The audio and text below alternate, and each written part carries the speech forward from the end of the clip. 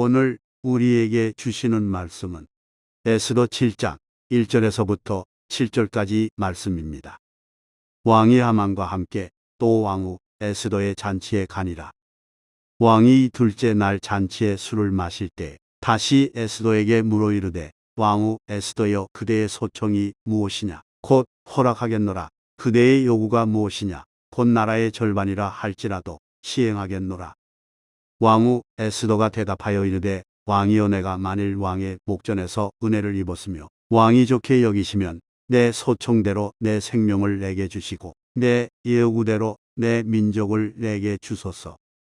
나와 내 민족이 팔려서 죽임과 도륙함과 진멸함을 당하게 되었나이다. 만일 우리가 노비로 팔렸더라면 내가 잠잠하였으리이다. 그래도 대적이 왕의 손해를 보충하지 못하였으리이다 하니 아하수에로 왕이 왕후 에스더에게 말하여 이르되 감히 이런 일을 심중에 품은 자가 누구며 그가 어디 있느냐 하니 에스더가 이르되 대적과 원수는 이 악한 하만이니이다 하니 하만이 왕과 왕후 앞에서 두려워하거늘 왕이 노하여 일어나서 잔치 자리를 떠나 왕궁 후원으로 들어가니라. 하만이 일어서서 왕후 에스더에게 생명을 구하니 이는 왕이 자기에게 벌을 내리기로 결심한 줄 알미더라.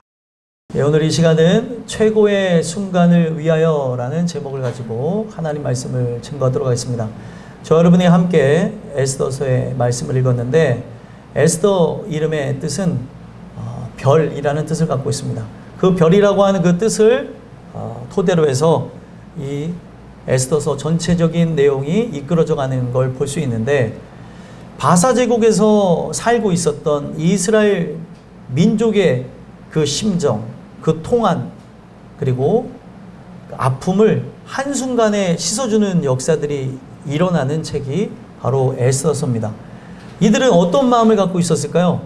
사실은 자신의 고통, 이스라엘로 돌아가고 싶었으나 여러 일들로 인해서 돌아가지 못하고 이방 땅에서 살고 있었을 그때에 더 핍박이 가중되어지고 고통, 고난이 그들에게 엄습해 온 것으로 인해서 정말 하나님이 나와 함께하는 이런 부분들이 없는 것은 아닌가, 하나님이 우리를 굽어 살피시지 않는 것은 아닌가, 이런 생각을 하던 중에 에스더라고 하는 인물을 하나님께서 차근차근 준비해 주시면서 어둠을 밝히는 별로서 그를 사용하시는 장면을 보게 됩니다. 남유다 백성이 갖고 있었던 모든 서름을 한 번에 씻어주는 거죠. 대적과 그 원수가 늘 위협의 대상이었는데 그들이 척결되어지는 일들을 통해서 하나님이 주인이시고 하나님이 여전히 이 이국 땅에서도 나를 사랑하시고 보호하신다라는 것을 깨닫게 하는 책이라고 보시면 되겠습니다. 그래서 여러분들 별은 빛나죠. 그 빛나는 그 사역을 에스더가 감당해 내기까지 하나님께서는 인생의 많은 어려움과 그리고 고통 또 많은 그 넘어짐 그리고 알 수 없는 그 물음표를 그에게 주시면서 오늘 본문에 보게 되니까 그의 인생이 왜 이렇게까지 살아오게 되어졌는지를 깨달으면서 그의 인생의 최고의 순간을 주십니다. 자기가 살게 되어진 이유가 바로 오늘 지금 왕을 위하여 또 그 왕에게 하만으로 인하여서 멸절되게 되어졌던 그 상황을 알리기 위하여 자기가 존재했음을 알고 모든 초점을 여기다 맞추고 이 순간을 위해서 왔다는 거예요. 오늘 우리가 이 말씀을 함께 보면서 여러분들은 어떤 순간을 위하여서 나가시는지 살펴봤으면 좋겠고, 지금 하나님의 도구로서 쓰임받는 이 순간을 위해서 나감과 같이 또 우리가 꿈꿔야 되는 게 뭐예요? 우리의 육신의 장막을 벗고서 주께서 부르시는 그날, 개인적인 종말과 우주적인 종말을 맞이할 때, 바로 그때 최고의 순간을 맞이하기 위하여, 구원의 완성을 위하여 오늘 우리가 이 말씀을 듣고 있다는 거예요. 이 말씀을 토대로 해서 오늘 우리가 그 영원한 구원의 완성을 향해서 나가는 존재인지, 또 하나님의 도구로서 이 최고의 순간을 위하여서 나가고 있는지를 돌아다보시면서 에스더를 통해 우리의 삶을 점검해 봤으면 좋겠습니다. 그래서 오늘 본문에 보게 되면은 에스더가 하만과 자신의 주군으로 섬기고 있는 아하수에로 왕을 초청을 하여서 두 번째 잔치를 배설하는 이야기가 나와요. 그 두 번째 잔치를 배설하면서 흥이 올라갈 대로 올라간 상태에서 왕은 너의 소원이 무엇이냐? 내가 나라의 절반이라도 너에게 주겠다라고 이야기를 했더니 그때 무엇을 얘기합니까? 하만의 흉계를 폭로하는 걸 통해서 자기의 인생의 그 최고의 순간을 위하여 여기까지 왔다라는 것을 그 폭로하는 사건, 자기네 민족이 처한 억울한 상황을 이야기하는 걸 통해서 그들을 구원해내는 장면을 보게 된다. 오늘 이 이야기를 통해서 그가 어떤 과정들을 겪으면서 지금 이 순간을 위해서 왔는지를 살펴보시고, 제가 여러분들에게 이 말씀을 드리고 싶은 이유는 무엇이냐면, 각자 우리의 귀한 삶을 주신 이유가 있습니다. 아무것도 이유 없는 것은 없어요. 어느 날 지나가는 매미 소리가 되게 처절하게 들리기도 했는데, 그걸 들은 다음에 다르게 생각을 해보니까 하나님의 그 순리를 따라서 자기에게 나와져 있는 7일의 생활, 그 7일의 시간을 위하여 매미는 저렇게 소리를 내고 있구나. 두 의미로 생각을 하잖아요. 매미가 운다라고도 생각하고 매미가 노래한다고도 생각을 할 수도 있는 그건데, 저는 항상 그 매미가 운다라고 생각하면서 아우 얘 오늘따라 왜 이렇게 울지 그랬는데, 여러분들도 아시겠지만 매미는 바깥으로 나와서 7일밖에 못 사는 거 아시죠? 7일의 그 순간을 아름답게 보내기 위해서 그 7일 동안 자기의 사랑하는 그 여인을 만나기 위해서 그렇게 소리를 내는 거고, 그 여인을 만나며 7일 동안 행복하고 또 알을 낳는 그런 생의 순간을 위해서 매미는 그렇게 노래를 한다는 거예요. 그러면은 그 7일의 그 시간을 위해서 7년을 땅 속에서 생활한대요, 매미가. 그래서 여러분들 바깥에 막 소리 내고 있는, 노래하고 있는 매미들 시끄럽다고 뭐라고 하지 마세요. 쟤네들은 지금 생명 걸고 노래하고 있는 거예요. 나를 불러줘. 죄송합니다. 밥 먹을 시간이 가까워서 잠깐 좀 헷갈락한 것 같은데, 오늘 우리가 이 부분 속에서 그 부분, 최고의 순간을 위해서 매미가 그렇게 노래하는 것처럼 오늘 우리는 인생의 최고의 1분, 최고의 순간을 위해서 살아가는 존재라는 것을 여러 정황을 통해서 자각해야 된다는 거예요. 그렇다면 성경 속에 에스더를 하나님이 어떻게 이끄셔가지고 이 최고의 순간으로 나갔는가 하고 보게 되면, 에스더서 전체를 이제 살펴볼 겁니다. 이제 저만 집중하시면 돼요. 저만 집중하시면 되는데, 이 에스더의 그 집안 환경을 보게 되면 어렸을 적부터 사촌 오빠 밑에서 자라났어요. 나이 차이가 많이 나는 부모 역할을 해줄 수 있는 사촌 오빠 모르드게 밑에서 자라나게 되어졌고, 그 모르드게는 하나님의 뜻하신 바가 있을 거라고 생각을 하고 문지기로서, 그 성을 지키는 문지기로서 그 관직을 가지고 정계에 진출했던 사람입니다. 그런데 그 문지기의 역할을 여러분들 아시겠지만 굉장히 하찮은 직업을 갖고 있었던 사람이에요. 근데도 그 이국 땅에서 살게 되기 위해서 어떻게 보면 문지기로서의 그 역할을 감당하며 하루하루를 충실히 살아가고 있었다는 거죠.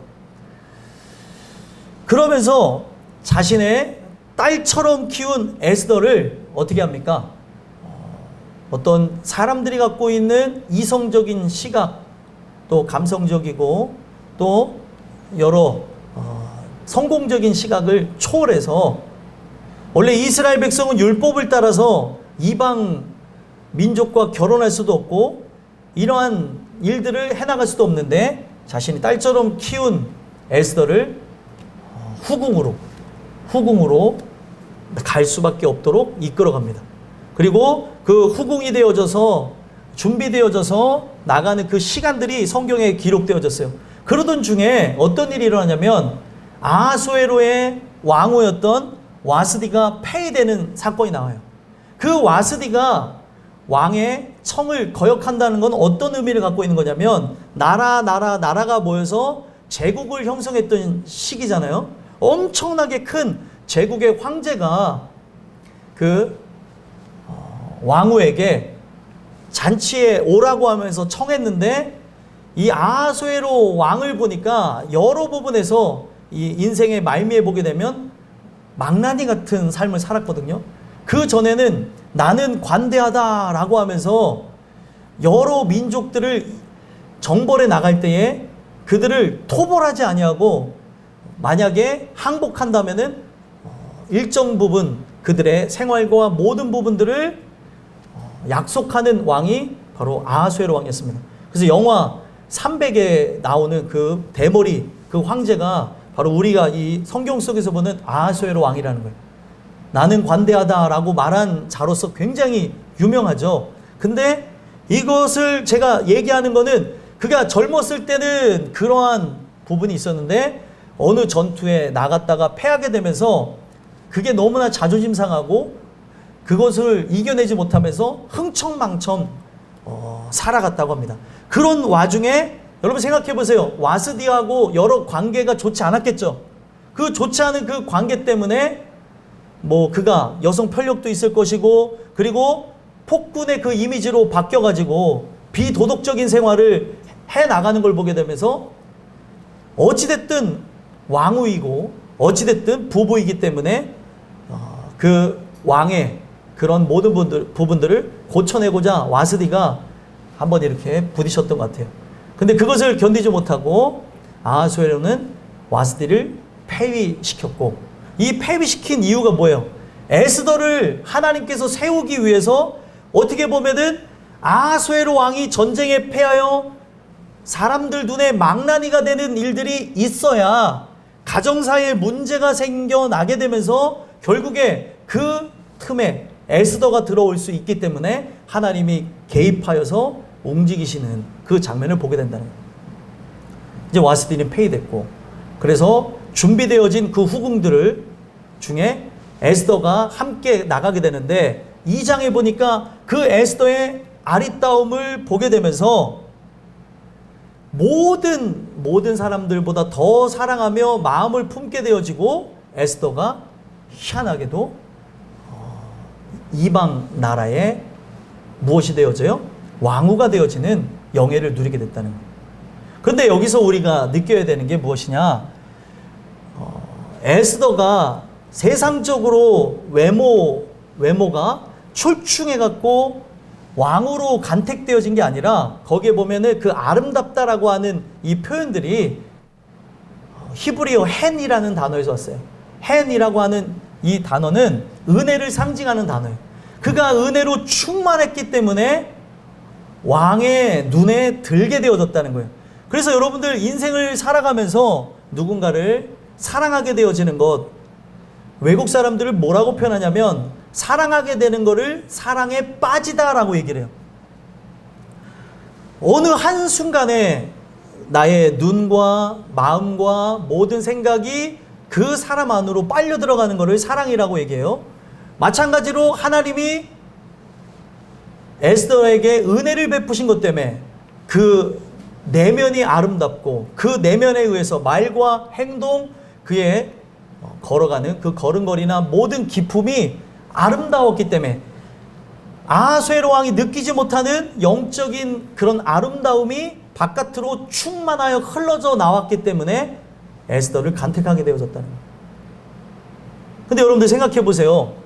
여자의 일생으로 보게 되어진다면 후궁이 되어지는 것도 기쁜 일이 아니고 한 남편을 만나서 아내로 살아가는 거라고 하면 좋겠지만 후궁이 되어진다라고 하는 거는 굉장히 좋지 않은, 어떻게 보면 자신의 일생을 소모해야 되는 그 삶으로 나갔었던 거였거든요. 근데 후궁에서 또 왕후가 되어지고, 그 왕후가 되어지는 이 과정 하나하나를 하나님께서는 모르드게에게 생각을 줘서 준비시켰고, 혹 나중에 이 민족이 위험에 처했을 때 왕후의 도움을 통해서 그 이국 땅에서 살게 하기 위해서 모르드게는 늘 생각하고 살았다는 거예요.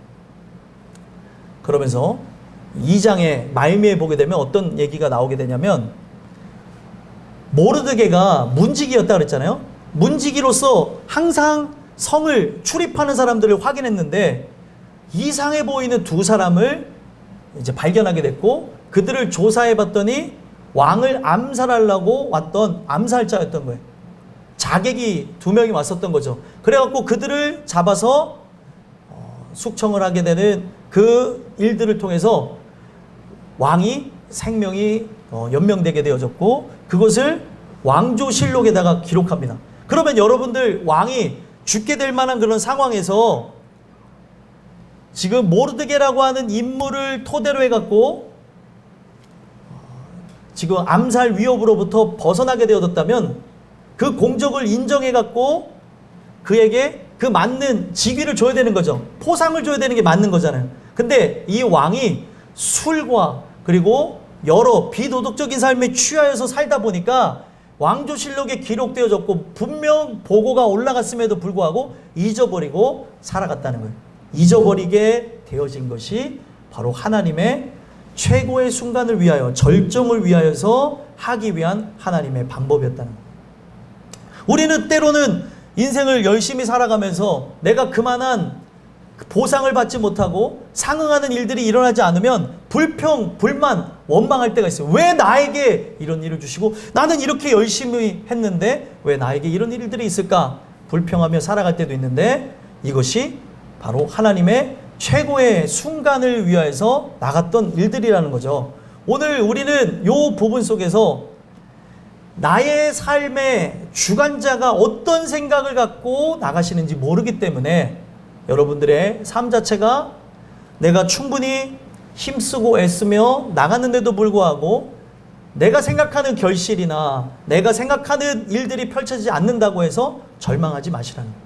이 모든 것은 하나님의 최고의 순간을 위하여서 하나님이 진행하시는 거라는 거예요. 그리고 이제 내용이 쭉 진행되어지는데, 모르드게는 여전히 문지기고, 그리고 왕후가 되어진 거는 에스더인데, 에스더는 그냥 그 왕으로서 내가 왜 왕후가 됐는지 잘 알지 못한 채 시간이 지나던 중에 3장에 보니까 모르드게라고 하는 그 사촌 오빠와 하만이라고 하는 왕의 옆에서 그 총리의 역할을 감당하는 그 사람과 갈등이 일어납니다. 하만이라고 하는 작자가 이 바사 제국에서 가장 왕 다음에 높은 직책을 갖게 되어지면서 많은 사람들 앞에 행차하며 자신의 그 직위를 자랑하려고 하는 그때에 일개 문지기 자체인 모르드게가 자기를 드높이면서 하만 납시오 하면서 많은 사람들이 옆에 거느리면서 가는 그때에 모르드게가 어떻게 했어요? 절하지 아니하고 빳빳이 서 있었다는 거예요. 그게 이제 문제의 시작이 되게 되는 거죠. 왜 제가 이런 내용들을 자세하게 설명드리는 이유가 무엇이냐면, 모르드게는 신앙인이었어요. 신앙인은 하나님만을 우러러보며 살아가는 거죠. 그래서 내가 만약에 신앙을 지키는 그것 때문에 뒷일이 어떻게 되어지는 것을 상상하지 않습니다. 그리고 내가 이 신앙을 지켜서 죽으면 죽었지 내가 타협은 없다라고 하는 게 참 신앙이라는 거예요. 모르드게는 하나님 외에는 절대 절하지 않겠다고 하면서 율법의 말씀을 쫓아 살았던 자로 모르드게가 쫙 지나갈 때 절하지 아니하였습니다. 그랬더니 하만은 분노하게 되는 거예요. 어떻게 저가 나에게 절하지 않는가 하고 봤더니 그의 민족 출신이 뭐예요? 유다 민족이었던 거예요. 유다 민족은 하만의 조상하고 원수였는데, 하만은 누구의 후예냐? 아말렉의 후예였어요. 아말렉의 후예다 보니까 아말렉 족속을 진멸하라고 하면서 성경에는 많은 그 전쟁의 내용들이 있습니다. 그 아말렉을 진멸하라고 하는 그런 명을 받았던 자 중에는 사울왕도 있었던 거예요. 어찌됐든 그가 아각의 그 후손으로서 또 아말렉 후손으로서 그가 이국 땅에서 함께 살아가고 있었는데 철천지 원수고 내 조상의 고통을 줬던 이스라엘 민족이라는 사실을 알고 어떻게 합니까? 저 녀석 안 그래도 저 녀석 하나 죽이는 것만으로는 성이 차지 않는다. 유다 민족의 특성을 아는 거예요. 절대 절하지 않습니다.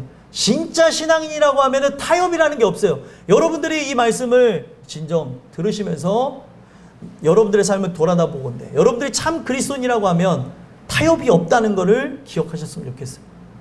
은혜에 의해서 살아가야 되는 거예요. 왜 타협이 필요한 삶을 굳이 만들며 살아가냐는 거예요. 그래서 제가 청년들에게 얘기하고 싶은 게 뭐냐면 직업의 선택 그 범위 내에서 굳이 타협이 필요한 인생, 타협이 필요한 직업을 가지려고 하지 말라는 거예요. 하나님이 주시는 은혜를 통해 어떤 그 내가 갖고 있는 재능이 특수직을 해야 되는 것이라고 한다면 특수직을 하지 말라는 게 아니에요. 그런 자는 해야 되겠지만 내가 그런 특수직을 꼭 해야 될 바로 하나님의 사명이 없다고 한다면 오늘날 우리가 굳이 타협하면서 어떤 신앙적인 어려운 길을 택하면서 가야 될 루트를 찾지 말라는 거예요. 결국에 이 모르드게는 절대로 타협 없이 그렇게 나가게 됐고 저 사람 하나를 죽이는 거로는 성이 차지 않고 끝까지 굴하지 아니할 걸 알았기 때문에 하만이 낸 흉계가 뭐예요? 이렇다고 한다면 이스라엘 전체 유다 족속을 멸절시켜야겠다라고 하는 결론을 내리게 된 거예요. 그래갖고 제비를 뽑습니다. 그 제비를 뽑아갖고 저들을 멸망시켜야지라고 하면서 조롱하며 또 왕으로부터 받은 왕의 인장 반지를 갖고 함부로 그 조서를 꾸려갖고 도장을 찍으면서 이스라엘 민족을 죽기 위한 날을 제비 뽑은 다음에 그 제비를 정한 그 날, 뽑은 날을 토대로 해갖고 그 날에 이스라엘 백성을 다 죽이라고 하는 조서를 꾸립니다. 뭐를 찍어가지고요? 왕의 도장을 찍어. 그게 각 도성에 다 퍼지게 되는 거예요. 그들을 멸절시키라고, 그들을 죽이라고. 이 소식을 모르드게가 들으니까 속이 탈 수밖에 없는 거예요. 자기는 신앙을 지켰을 뿐인데 사탄은 굉장히 악하잖아요. 그래서 그 사탄에 지배되는 영혼들이 어떻게 하는 줄 아십니까? 북한에서도 동일하게 이 일들이 진행되어지는데 어떤 사람이 예수 믿는 것을 끝까지 고수하고 나가면 그 사람은 절대로 굴복하지 않을 거를 그들은 잘 알아요. 그래서 어떻게 하는지 아십니까? 예수를 부인하라고 하면서 가족들 하나하나를 앞에서 쉽게 얘기하면은 뜨거운 물들을 기름물을 머리부터 이렇게 뿌려갖고 죽이는 것을 통해서 그가 굴복되어지도록 하게 된다. 자기가 자기 생명 내어 주는 거는 할 수 있는 건데 타인, 나 때문에 고통받는 그 가족들을 보게 되면서 포기하게 되는 일들이 일어나도록 그런 악행을 저지른다는 거예요. 마찬가지로 이 하만은 그 에스더의 사촌 오빠인 모르드게가 절대 포기하지 않을 걸 알고 유다 민족을 죽게 하는 그런 가닥을 잡았다는 거예요. 그러니까 모르드게 마음이 얼마나 불편하겠어요. 신앙을 지킨 것 뿐인데 자기가 하나님을 경외하며 사는 것 그것밖에 없었는데 그것 때문에 유다 민족이 멸절되게 될 위기에 처하게 된 것을 보게 되면서 에스더를 찾아가는 거예요. 그래서 여러분들이 잘 아는 에스더서 이 3장, 4장에 보게 되면 4장에 이 모르드게가 누구를 찾아가요? 에스더를 찾아가서 하는 얘기가 뭐예요? 너가 왕후의 위를 얻은 것이 이때를 위함이 아니냐. 그런 얘기를 해요. 너는 왕에게 나아가라. 그랬더니 처음에 에스더가 어떻게 해요? 거절의 의미를 비춰요. 30일 넘게 내가 왕에게 나가지 못했는데 이 나가라고 하는 그런 그 말은 저보고 죽으라는 거 아니냐라고 에스더가 자기의 상황이 이렇게까지 되어져 오는 것, 내가 오늘날 왕후가 되어진 그것이 이 일을 위해서라는 것을 은혜를 통해 자각하지 못했기 때문에 반박을 하게 됩니다. 그랬더니 모르드게가 뭐라고 얘기해요? 모르드게는 너는 여기서 이 미션을 행하지 않고 나간다면 반드시 너는 멸망하겠지만, 너와 내 집은 멸망하겠지만 이스라엘은 하나님이 구원하실 것이다. 하나님의 역사는 진행되어지는 거예요. 그래서 여러분들이 이 말씀을 들으면서 최고의 순간을 위하여 여러분들이 해야 될 일들이 있어요. 땅끝 교회가 세워지는 부분에서 여러분들이 몸된 지체로서 해야 될 일들을 해나가야 이 교회가 세워져 나가고, 여러분들이 삶 속에서 그리스도의 그 제자로서 그 역량을 발휘하고 하나님의 기쁨이 되어지는데 그 역할을 감당하지 않는다, 이 교회 절대 무너지지 않습니다. 하지만 여러분들의 인생은 망하게 될 거라는 거예요.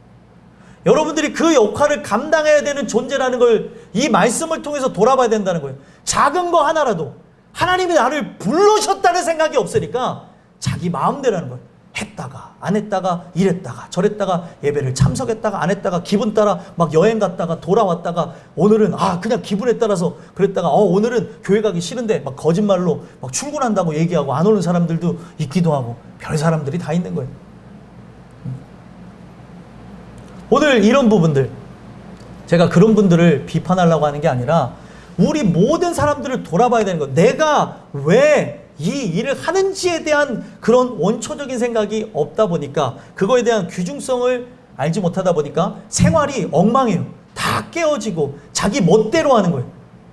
내가 멋대로 하는 걸로 인해서 가족이 피해를 받고 교회가 무너지고 또 사회가 온전하게 이렇게 정화되지 못하고 돌아가지 못한다는 것을 인지를 못하는 거죠. 근데 성경은 더 무섭게 얘기한다.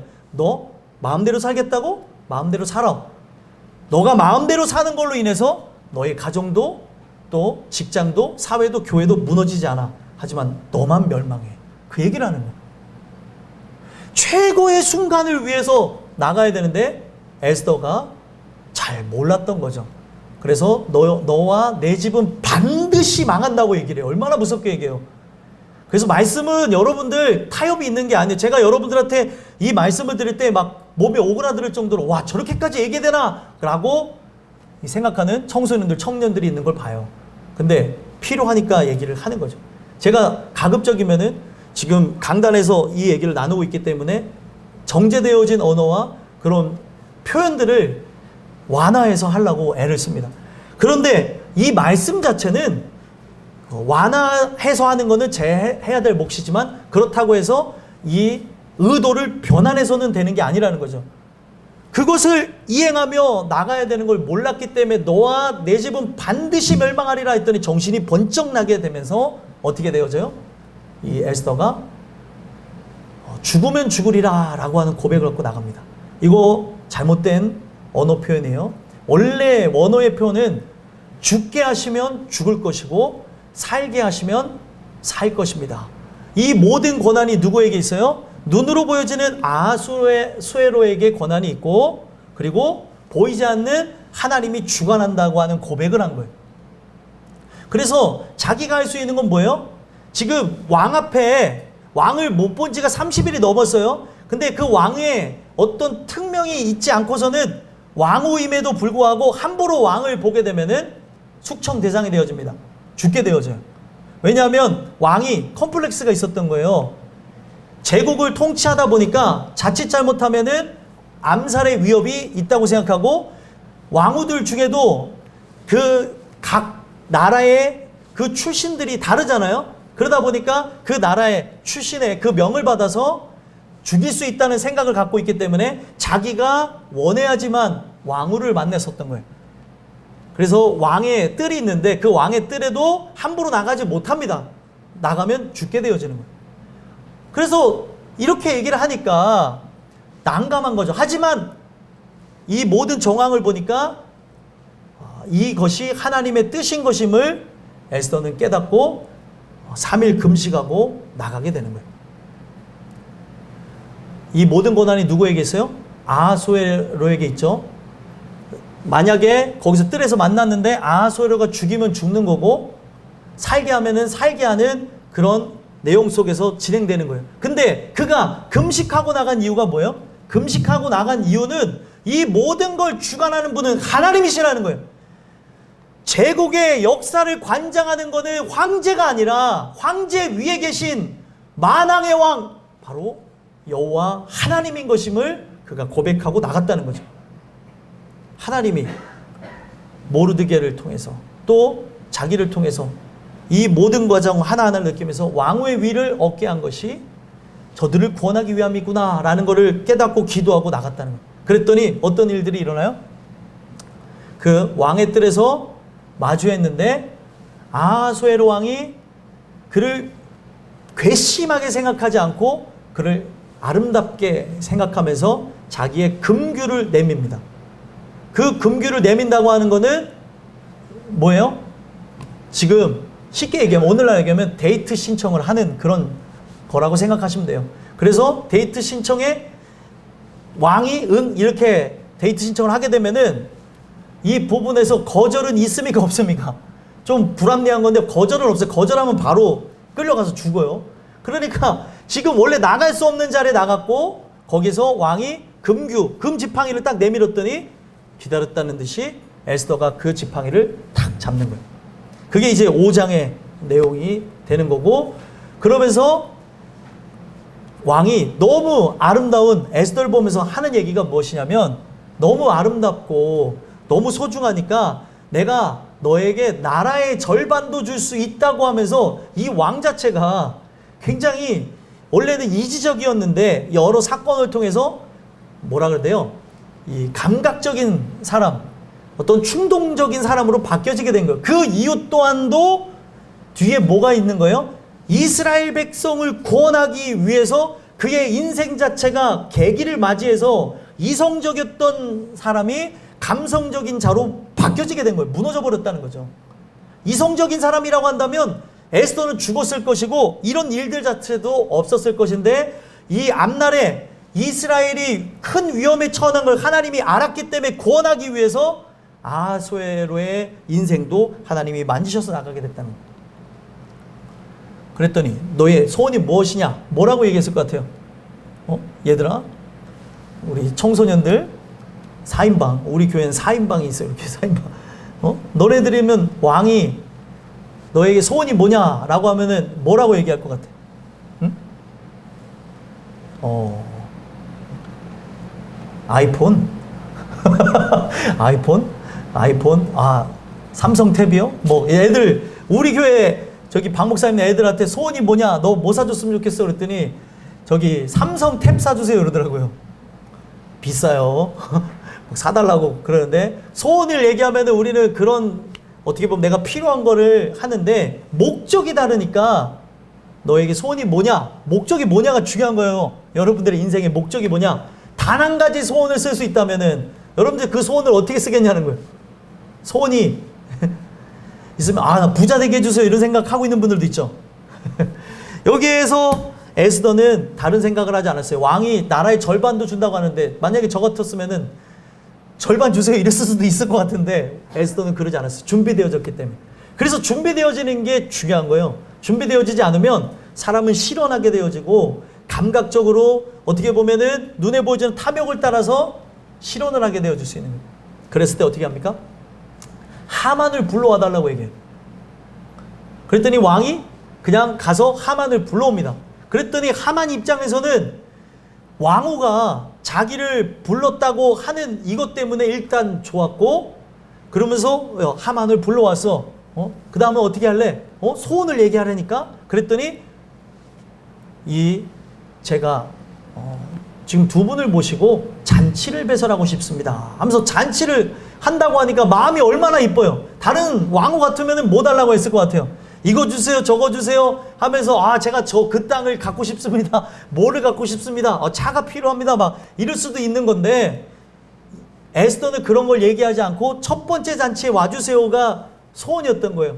그래서 첫 번째 잔치를 즐겁게 보냅니다. 즐겁게 보내서 왕이 이 여흥이 남아서 너무나 즐겁게 지내다 보니까 잠을 잘 수가 없어갖고 아주 불성실의 왕으로 바뀌어졌다 그랬잖아요. 이지적인 왕이 자기 어떤 기분파로 바뀌어져서 나가던 중에 잠이 너무나 안 오니까 이 6장에 보니까 실록을 읽어봐요. 이게 뭐예요? 하나님이 개입하신 거예요. 하나님이 개입하시니까 그동안 저 뒷전으로 놨던 실록을 한번 보게 했는데, 우연히 봤는데 거기에 딱 등장한 인물이 누구예요? 모르드게. 모르드게의 공적이 적혀 있는 걸 본 거예요. 자기가 죽을 상황이었는데 죽지 않도록 암살을 막은 인물. 근데 딱 봤더니 내가 직위를 준 게 없네? 이 사람 보니까 문직이네? 뭐라도 줘야 되는데 뭐를 줄까 하는데 딱히 이렇게 기억나는 게 없는 거예요. 그래서 옆에 늘 같이 붙어있는 자가 누구예요? 하만이죠. 하만을 부른 거예요. 야, 하만아, 이리 와봐라. 내가 보니까 진짜로 아주 귀한 사람이 있는데, 그랬더니 하만이 착각한 거예요. 나를 얘기하는 건가? 이렇게 생각하니까 하만이 자기가 받고 싶은 직위에 대해서 얘기를 하게 됩니다. 그래서 왕의 왕관을 쓰고 왕의 옷을 입고 왕의 어떻게 보면은 말을 타면서 여기에 제국을 돌면서 그렇게 영광을 받게 하는 직위를 줬으면 좋겠다 얘기해요. 그게 자기인 줄 알고 얘기를 한 거죠. 그랬더니 왕이 듣고 보니까 좋네. 내 생명을 구원한 사람이면 그렇지, 내가 못해줄 것도 없지. 그래, 모르드게에게 이것을 줘라. 얘기하니까 이제 오늘날로 젊은이들 말대로 멘탈이 붕괴하는 거예요. 야, 이게 이러려고 말한 게 아닌데. 그러면서 너는 그 모르드게 옆에서 여기 모르드게가 행차한다라는 말을 해라 라고 하니까 얼마나 기가 막혀요. 이 주객이 전도되어지고 자기가 이 모르드게를 잡아서 매달아 죽이려고 하는 걸 준비했던 음모를 꾸몄고, 모르드게와 함께하는 유다 민족을 말살하려고 했는데 이게 뭔가 잘못되어졌다는 걸 알고 아주 근심하면서 집으로 돌아갑니다. 그래서 아내한테 이 얘기를 털어놨더니 아내는 아주 굉장히 이지적인 사람이에요. 뭐라고 얘기냐면 실권이 넘어갔다고 얘기해요. 모르드게에게. 당신 좀 위험하다 하는데 너무나 두려우니까 그 얘기도 듣지 아니하고 대신들이 불러갖고 어떻게 해요? 두 번째 잔치로 나갑니다. 두 번째 잔치. 에스더는 첫 번째 잔치를 끝나면서도 그냥 끝난 게 아니라 왕이 너무나 영이 좋아서 집에 간다고 할 때 너 소원이 뭐냐? 또 물어봤어요. 했더니 두 번째 잔치를 할 수 있도록 해주세요. 그랬더니 마음이 진짜 이쁘네 하고 이 두 번째 잔치를 하려고 하만도 가고 가슴 떨리는 마음으로 이 아하수에로 왕도 간 거예요. 그러면서 이 두 번째 잔치가 무르익었을 때가 오늘 본문입니다. 무르익었을 때 어떻게 얘기하는 거예요? 자, 7장 1절 2절 한번 읽어볼까요? 읽어보겠습니다. 시작. 왕이 하만과 함께 또 왕후 에스더의 잔치에 가니라. 왕이 이 둘째 날 잔치에 술을 마실 때에 다시 에스더에게 물어 이르되 왕후 에스더여, 그대의 소청이 무엇이냐? 곧 허락하겠노라. 그대의 요구가 무엇이냐? 곧 나라의 절반이라도 할지라도 시행하겠노라. 아멘. 왕이 이지적이었다가 기분파로 아주 이 마음이 감성적으로 바뀌어지게 됐다 그랬잖아요. 감정적인 사람이 되어지게 된 거죠. 그래갖고 계속해서 뭔가를 해주고 싶도록 만드는 거예요, 에스더가. 그랬더니 에스더가 기다렸다는 듯이 뭐라고 얘기합니까? 3절 4절 한번 읽어볼까요? 3절 4절 읽어보겠습니다. 시작. 왕후 에스더가 대답하여 이르되 왕이여, 내가 만일 왕의 목전에서 은혜를 입었으며 왕이 좋게 여기시면 내 소청대로 내 생명을 내게 주시고 내 요구대로 내 민족을 내게 주소서. 나와 내 민족이 팔려서 죽임과 도륙함과 진멸함을 당하게 되었나이다. 만일 우리가 노비로 팔렸더라면 내가 잠잠하였으리이다. 그래도 대적이 왕의 손해를 보충하지 못하였으리이다 하니.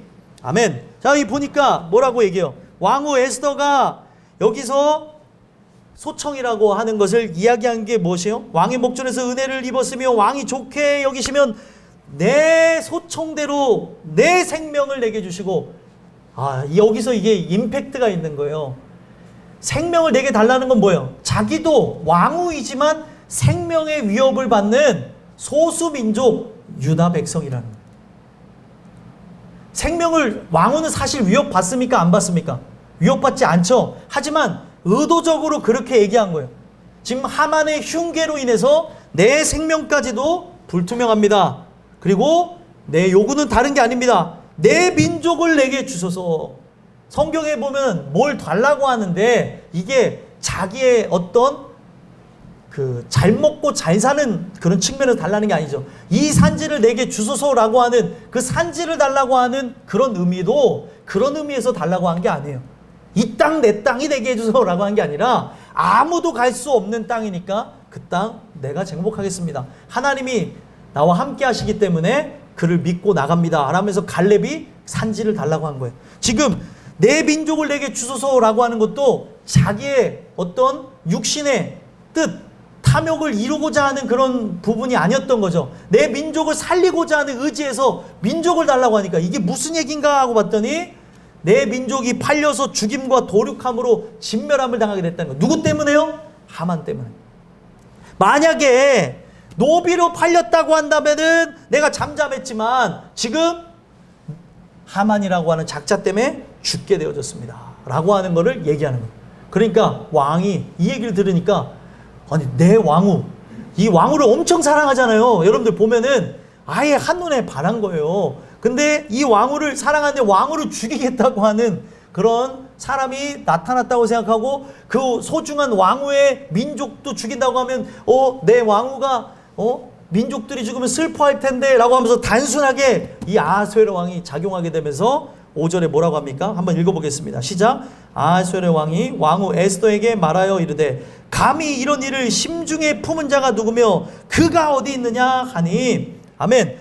지금 클라이막스에 딱 다다랐어요. 이 클라이막스가 뭐예요? 감히 이런 일을 하는 자가 누구냐? 그가 어디 있느냐? 그가 바로 저기 있습니다 이렇게 얘기하는 거예요. 야, 이런 반전도 없는 거죠. 자, 6절에 뭐라고 하는가 한번 읽어볼까요? 읽어보겠습니다. 시작. 에스더가 이르되 대적과 원수는 이 악한 하만이니이다 하니 하만이 왕과 왕후 앞에서 두려워하거늘. 아멘. 에스더가 이르되 그 대적과 원수는 이 악한 하만입니다 이러니까 난리가 난 거예요. 아니 하만이 지금 이런 일을 한다고? 충격을 받은 거죠. 그러니까 왕이 이거를 받아들일 수가 없어서 어떻게 합니까? 7절 한번 읽어보겠습니다. 읽겠습니다. 시작. 왕이 노하여 일어나서 잔치 자리를 떠나 왕궁 호원으로 들어가니라. 하만이 일어서서 왕후 에스더에게 생명을 구하니 이는 왕이 자기에게 벌을 내리기로 결심한 줄 알미더라. 아멘. 저기 보니까 지금 왕이 노하여서 잔치 자리를 떠났어요. 잠시 고민하는 거죠. 저놈을 어떻게 벌하지? 야, 어떻게 저런 일을 할 수 있을까 하면서 잠깐 나갔어요. 바람 쐬러. 이 화를 삭혀야 되니까 나갔고, 지금 자기가 죽을 만한 상황이 오게 되니까 하만은 에스더에게 생명을 구하면서 이렇게 붙잡고 살려달라고 합니다. 이 다음 절을 제가 안 읽어봤는데 한번 읽어볼까요? 8절 어떻게 되는지 성경을 한번 보세요. 8절에 어떻게 결론을 맺는가 한번 읽어보겠습니다. 시작. 왕이 후원으로부터 잔치 자리에 돌아오니 하만이 에스더가 앉은 걸상 위에 엎드렸거늘 왕이 이르되 저가 궁중 내 앞에서 왕후를 강간까지 하고자 하는가 하니 이 말이 왕의 입에서 나오매 무리가 하만의 얼굴을 싸더라. 아멘. 얼굴을 바로 뒤집어 씌우고 끌고 가서 죽이러 갔다는 거예요. 근데 이 상황이 되게 우리는 이거를 어떻게 보면 이거를 입체적으로 위에서 내려다보듯이 보고 있는 거잖아요. 전지적인 그런 입장에서 이거를 보고 있는 건데 이 내용을 보니까 흥미로운 게 뭐예요?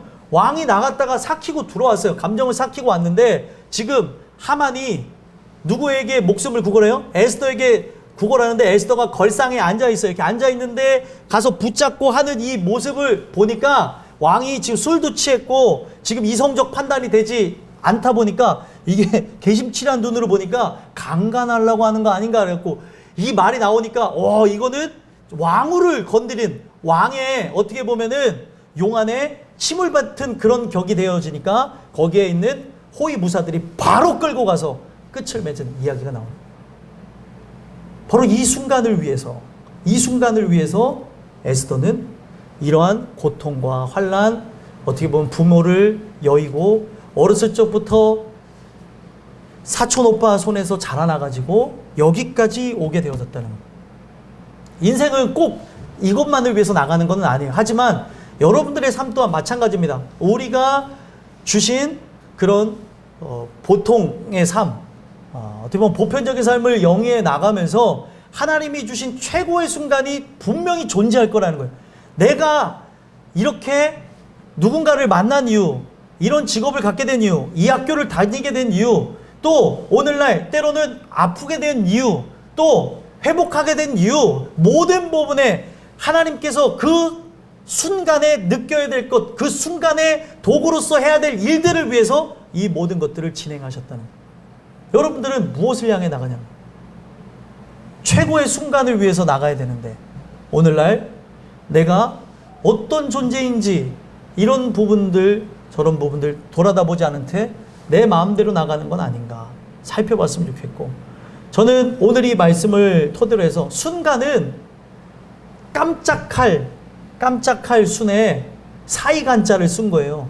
이 순간이 모여서 우리는 그걸 뭐라고 얘기해요? 시간이라고 얘기하죠. 시간이 지금도 흘러가고 있어요. 예배가 끝나는 그 시점으로 흘러갑니다. 이 예배가 끝나고 나면 우리의 삶이 펼쳐지게 될 텐데 여러분들의 삶 속에 최고의 순간은 뭐냐는 거예요. 오늘 나에게 이와 같은 일을 주신 이유가 뭐고, 이스라엘 백성들이 뭐라고 했어요? 예전에는 불평불만했지만 살아남은 하나님이 택한 백성이 광야의 길을 걷게 하신 것을 생각하라고 얘기했어요. 광야 길을 걷게 하신 걸 생각해 보니까 바로 나를 낮추시고 바로 나를 세우시기 위해서 그 광야 길을 걷게 하셨고, 그 광야 가운데 엄청난 은혜를 경험했음을 가르쳐줘요. 오늘 여러분들이 최고의 순간을 아직 맞닥뜨리지 않았을 수 있습니다. 우리의 삶이 이 순간을 위해서 나가는 거예요. 또 이 순간을 통해서 바로 하나님의 그 기쁨을 위하여 도구로서 사용되어지는 것뿐만 아니라 우리가 맞이해야 될 최고의 순간이 언제요? 도구로 사용되어지고 충성된 종으로 나간 다음에 주께서 부르시는 그날이 최고의 순간이에요. 사람들이 볼 때는 최고의 순간이 아닌다 할지라도 하나님 부르시는 그날이 최고의 순간입니다. 그 순간에 바로 여러분들이 영원한 천국에서 기뻐하며 영광 돌리는 지체들이 됐으면 좋겠어요. 그 일을 위해서 오늘 이 말씀을 붙잡고 살아가시기를 간절히 소망합니다. 기도하겠습니다. 하나님 감사합니다.